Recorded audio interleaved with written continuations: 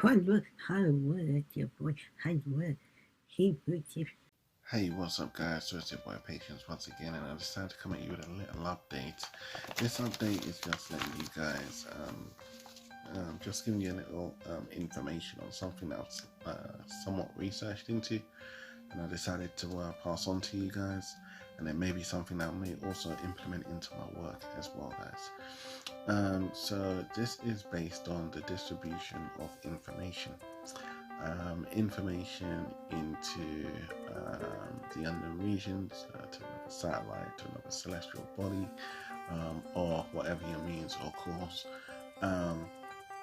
Now, if we take into consideration the amount of disruptions Earth can give to us via multiples of means, one of the most specific, most blatant, most common, and most mysterious to us, even to modern day civilization, would be the Bermuda Triangle, as it were, as we come up with a lot of theoretical reasons and versions as to why this portion of the earth is very mystical to us. It's still somewhat very obscure.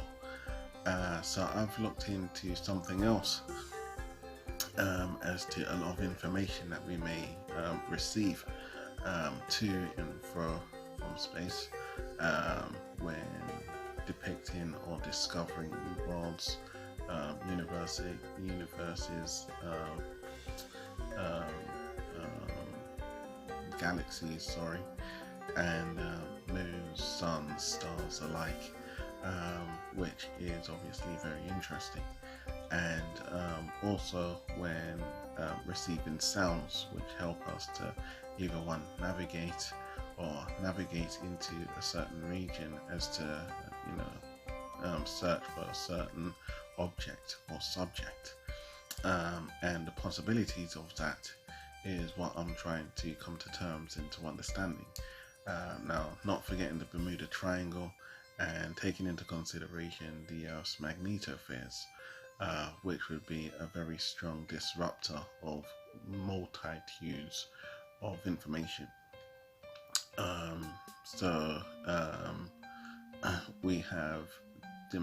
We know that the magnetosphere disrupts a lot of the solar storms, solar winds that bombard the Earth with energy and particles, and not only that, but it also protects us, the inhabitants of Earth, from radiation.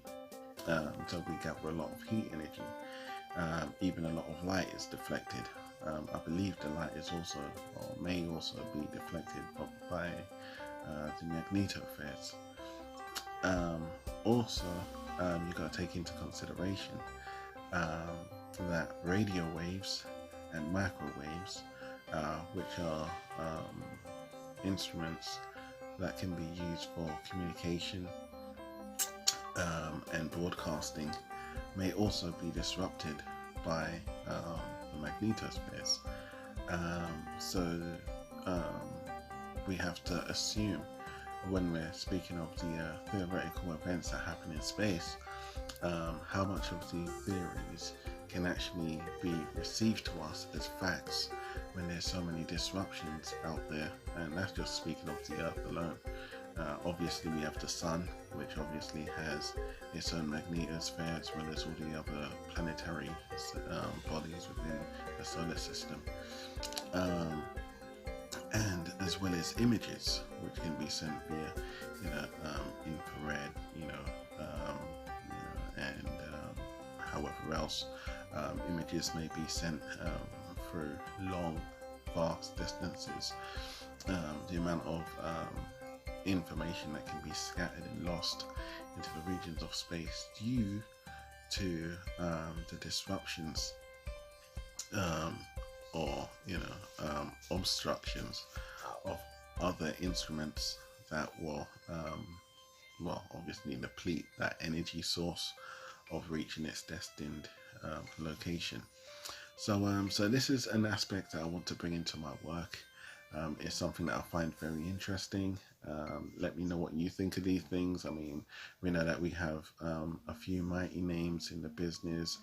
One would be probably that we all aware of and that we all lean and depend upon, which would be NASA. They give us a lot of this information to prove a lot of their theories as facts. Um, so, considering this information, how factual do you think this their information actually is? Is it dependable information? Is it reliable resources? What do you think? What is your theories? And share it with me. Leave it down in the comments below, guys. However, guys, it can be applaudable that we are able to send messages and image data and sound data um, on Earth without the magnetosphere interrupting with any of our technologies, because as day by day goes by,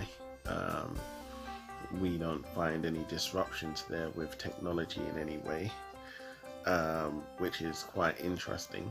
But then um, um, solar winds and solar storms are said to disrupt technology, and some of the equipments that we use on a day-to-day basis for productivity. So if we were out in the realms of space, is what I was trying to get to, is dealing with the raw natures of the sun. Would it be possible for all this information to be sent and received? But my argument was really from the magnetosphere, from the outside of the planet. But technically, that will kind of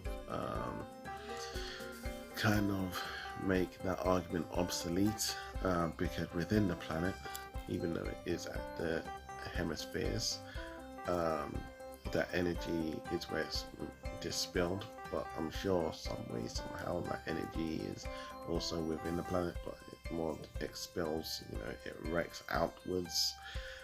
So that's an argument that I've been thinking about, and something that I want to implement into my work. You guys can help me out with my decision making, hence why I share with you guys. I look forward to seeing what you guys leave behind for me down in the comments. It's about patience, guys.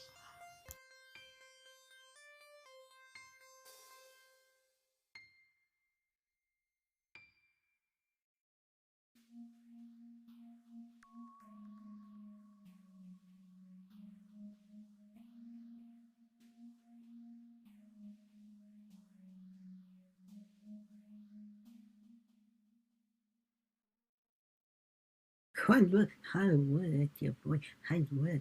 He puts it